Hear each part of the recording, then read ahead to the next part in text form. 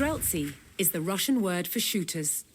And from the late 15th century, the armies of Moscow had included regular troops, armed with an arquebus, a standard firearm in all European armies at the time. This is an arquebus. It's an early type of musket. To load it, you put a charge of black powder down the barrel. The ammunition is a lead ball. A paper wad seals the charge. Then both ball and wad are rammed home tight. To shoot the gun, priming powder is placed in the pan.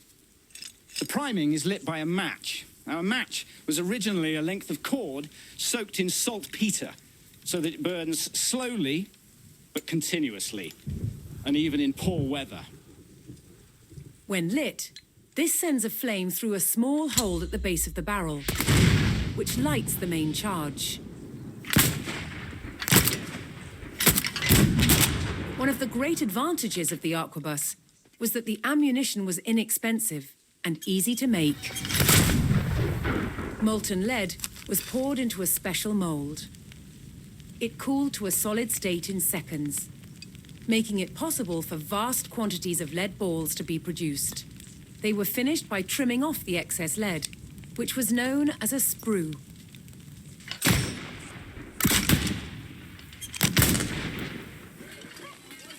Streltsy received regular payment of both money and bread, and they lived with their families in purpose-built settlements called slobody.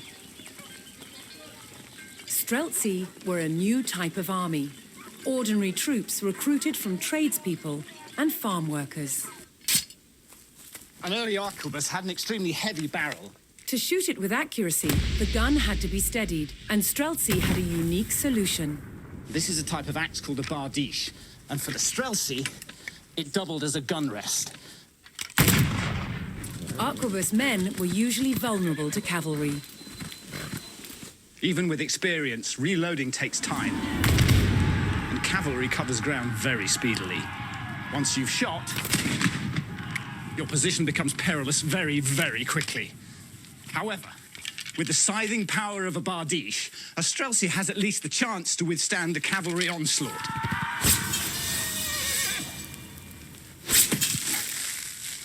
It took a brave cavalryman to ride into a hail of bullets, but an even braver one to face the horror of these axes.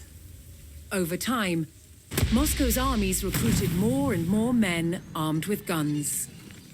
Inexpensive troops who changed the way war was waged.